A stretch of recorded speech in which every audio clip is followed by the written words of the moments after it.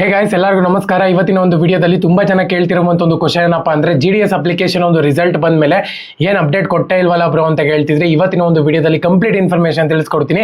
ಇನ್ನ ಚಾನಲ್ಗೆ ಸಬ್ಸ್ಕ್ರೈಬ್ ಮಾಡ್ಕೊಂಡಿಲ್ಲ ಅಂದ್ರೆ ಸಬ್ಸ್ಕ್ರೈಬ್ ಮಾಡ್ಕೊಂಡು ಪಕ್ಕದಲ್ಲಿರುವಂತ ಒಂದು ಬೆಲ್ ಐಕಾನ್ ಕ್ಲಿಕ್ ಮಾಡೋದು ಮರಿಬೇಡಿ. ಸಬ್ಸ್ಕ್ರೈಬ್ ಮಾಡ್ಕೊಂಡ್ರೆ ಮಾತ್ರ ನಿಮಗೆ ನೋಟಿಫಿಕೇಶನ್ ಬರುತ್ತೆ, ಅದಕ್ಕೋಸ್ಕರ ಸಬ್ಸ್ಕ್ರೈಬ್ ಮಾಡ್ಕೊಳ್ಳಿ. ಬನ್ನಿ ಬಿಡೋಣ, ಸ್ಟಾರ್ಟ್ ಮಾಡೋಣಂತೆ. ಸೊ ಮೊದಲನೇದಾಗಿ GDS application second merit list ಅವಾಗಲೇ ಅನೌನ್ಸ್ಮೆಂಟ್ ಮಾಡಿದ್ದಾರೆ. ನೀವು ಇನ್ನೂ ಚೆಕ್ ಮಾಡ್ಕೊಂಡಿಲ್ಲ ಅಂದ್ರೆ ನಮ್ಮೊಂದು ಟೆಲಿಗ್ರಾಮ್ ಚಾನಲ್ ಅಲ್ಲಿ ಅವಾಗಲೇ ಅಪ್ಡೇಟ್ ಮಾಡಿದ್ದೀನಿ, ಪ್ರತಿಯೊಬ್ಬರು ಕೂಡ ಚೆಕ್ ಮಾಡ್ಕೊಳ್ಳಿ. ರಿಸಲ್ಟ್ ತುಂಬಾ ಜನ ಇನ್ನೂ ಚೆಕ್ ಮಾಡ್ಕೊಂಡಿಲ್ಲ, ಅದಕ್ಕೋಸ್ಕರನೇ ಟೆಲಿಗ್ರಾಮ್ ಚಾನಲ್ ಅಲ್ಲಿ PDF ಅಪ್ಲೋಡ್ ಮಾಡಿದ್ದೀನಿ. ಯಾವುದೇ ತೊಂದರೆ ಇಲ್ಲದಾಗ ಈಸಿಯಾಗಿ ಚೆಕ್ ಮಾಡ್ಕೋಬಹುದು, ಪ್ರತಿಯೊಬ್ಬರು ಕೂಡ ಹೋಗಿ ಚೆಕ್ ಮಾಡ್ಕೊಳ್ಳಿ. ಓಕೆನಾ? ಸೊ ಎರಡನೇದಾಗಿ ರಿಸಲ್ಟ್ ಆದ್ಮೇಲೆ ಏನೆಲ್ಲ ಪ್ರೋಸೆಸ್ ಇರುತ್ತೆ ಅಂತ ಹೇಳ್ಬಿಟ್ಟು ಕೇಳ್ತಿದ್ರೆ, 23ನೇ ತಾರೀಕು ತನಕನೂ ಕೂಡ ಡಾಕ್ಯುಮೆಂಟ್ ವೆರಿಫಿಕೇಶನ್ ಇರುತ್ತೆ. ಒಂದೇ ಒಂದು ಡಾಕ್ಯುಮೆಂಟ್ ವೆರಿಫಿಕೇಶನ್ ಇರುತ್ತೆ.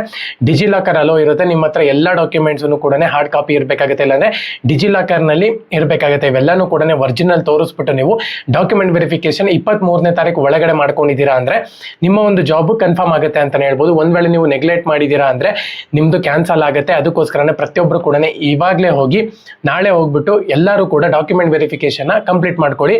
ಅವಾಗಲೇ ಡಾಕ್ಯುಮೆಂಟ್ ವೆರಿಫಿಕೇಶನ್ ಲೈವ್ ನಲ್ಲಿ ಇದೆ.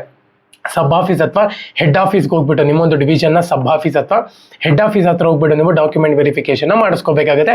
ಪೋಸ್ಟ್ ಆಫೀಸಲ್ಲಿ ಹೋಗಿ ಕೇಳಿ, ಡಿವಿಷನ್ ನೀವು ಯಾವ ಡಿವಿಷನ್ಗೆ ಅಪ್ಲೈ ಮಾಡಿದ್ರೆ ಅಲ್ಲಿ ಸಿಟಿಲಲ್ಲ, ನೀವು ಯಾವ ಡಿವಿಷನ್ಗೆ ಅಪ್ಲೈ ಮಾಡಿದ್ರೆ ಅಲ್ಲಿ ಹೋಗಿ ಕೇಳಿ, ಅವ್ರು ನಿಮ್ಗೆ ಹೇಳ್ತಾರೆ ಯಾವ ರೀತಿ ಡಾಕ್ಯುಮೆಂಟ್ ವೆರಿಫಿಕೇಶನ್ ಮಾಡಿಸ್ಕೋಬೇಕು ಅಂತ ಹೇಳಿ. ಸೊ ಎರಡನೇದಾಗಿ ತುಂಬಾ ಜನ ಕೇಳ್ತಿರುವಂಥ ಒಂದು ಕ್ವಶನ್ ಏನಪ್ಪ ಅಂದ್ರೆ, ಡಾಕ್ಯುಮೆಂಟ್ ವೆರಿಫಿಕೇಶನ್ ಆದಮೇಲೆ ಜಾಯ್ನಿಂಗ್ ಪ್ರೋಸೆಸ್ ಇರುತ್ತಲ್ಲ, ಅದ್ರ ಬಗ್ಗೆ ವಿಡಿಯೋ ಮಾಡಿ ಅಂತ ಹೇಳ್ಬಿಟ್ಟು ಅವಾಗಲೇ ಒಂದು ವಿಡಿಯೋ ಮಾಡಿದ್ದೀನಿ. ಏನೆಲ್ಲ ಜಾಯ್ನಿಂಗ್ ಪ್ರೋಸೆಸ್ ಇರುತ್ತೆ, ಏನೆಲ್ಲ ಕೊಡ್ತಾರಲ್ಲಿ, ನೀವು ಏನು ತೊಗೊಂಡೋಗ್ಬಿಟ್ಟು ಜಾಯ್ನಿಂಗ್ ಆಗಬೇಕು ಅಂತ ಹೇಳ್ಬಿಟ್ಟು ಅವಾಗಲೇ ವಿಡಿಯೋ ಮಾಡಿದ್ದೀನಿ. ಇನ್ನು ಥರ್ಡ್ ಮೆರಿಟ್ ಲಿಸ್ಟ್ ಯಾವಾಗ ಬರುತ್ತೆ, ಎಷ್ಟು ಎಕ್ಸ್ಪೆಕ್ಟ್ ಮಾಡ್ಬೋದು ಅಂತ ಹೇಳ್ಬಿಟ್ಟು ತುಂಬಾ ಜನ ಕೇಳ್ತಿದ್ದಾರೆ. ಥರ್ಡ್ ಮೆರಿಟ್ ಲಿಸ್ಟ್ ಬಂದ್ಬಿಟ್ಟು ನೆಕ್ಸ್ಟ್ ಮಂತ್ ನೋಡಕ್ಕೆ ಸಿಗುತ್ತೆ ಅಂತಾನೆ ಹೇಳ್ಬೋದು. ನೆಕ್ಸ್ಟ್ ಮಂತ್ ಫಸ್ಟ್ ವೀಕ್ ಅಥವಾ ಸೆಕೆಂಡ್ ವೀಕಲ್ಲಿ ನೋಡಕ್ಕೆ ಸಿಗುತ್ತೆ. ಸೊ ಥರ್ಡ್ ಮೆರಿಟ್ ಲಿಸ್ಟ್ ಅಲ್ಲಿ ಕಟ್ ಆಫ್ ಎಷ್ಟಾಗುತ್ತೆ ನಾನು ನಿಮ್ಗೆ ಹೇಳಿದ್ದೆ. ಸೆಕೆಂಡ್ ಮೆರಿಟ್ ಲಿಸ್ಟ್ ಅಲ್ಲಿ 88 ನಾರ್ಮಲ್ ಕಟ್ ಆಫ್ ಆಗುತ್ತೆ ಅಂತ ಹೇಳ್ಬಿಟ್ಟು ನನ್ನ ಒಂದು ಪ್ರಕಾರ 81 ಅಥವಾ 82 ಇಂದ ಸ್ಟಾರ್ಟ್ ಆಗುತ್ತೆ ಅಂತಾನೆ ಹೇಳ್ಬೋದು cut off third merit list ಅಲ್ಲಿ. ಸೊ ನಾರ್ಮಲ್ ಚಾನ್ಸಸ್ ಇದೆ 95, 94, 93 ರಫ್ ಆಗಿ ಸೆಲೆಕ್ಟ್ ಆಗ್ಬಿಡ್ತಾರೆ ಅಂತಾನೆ ಹೇಳ್ಬೋದು. ನಿಮ್ದನ್ನ ಈ ಒಂದು ಪರ್ಸೆಂಟೇಜ್ ಇತ್ತು ಅಂತ ಹೇಳಿದ್ರೆ ಅಂದ್ರೆ ಖಂಡಿತವಾಗ್ಲೂ ಕೂಡ ನೀವು ಲಕ್ಕಿ. ನಾರ್ಮಲ್ ಆಗಿ 94, 95, 96, 97 ಈ ಒಂದಿರೋ ಪರ್ಸೆಂಟೇಜ್ ಅವರು ಥರ್ಡ್ ಮೆರಿಟ್ ಲಿಸ್ಟ್ ಅಲ್ಲಿ ರಫ್ ಆಗಿ ಸೆಲೆಕ್ಟ್ ಆಗ್ತಾರೆ. ತಲೆ ಕೆಡಿಸ್ಕೊಳ್ಳುವಂತ ಒಂದು ಅವಶ್ಯಕತೆ ಇಲ್ಲ. ಓಕೆನಾ? ಚಾನಲ್ಗೆ ಸಬ್ಸ್ಕ್ರೈಬ್ ಮಾಡ್ಕೊಂಡು ಬೆಲ್ ಐಕಾನ್ ಕ್ಲಿಕ್ ಮಾಡೋದು ಮರಿಬೇಡಿ. ಜೈ ಹಿಂದ್, ವಂದೇ ಮಾತರಂ.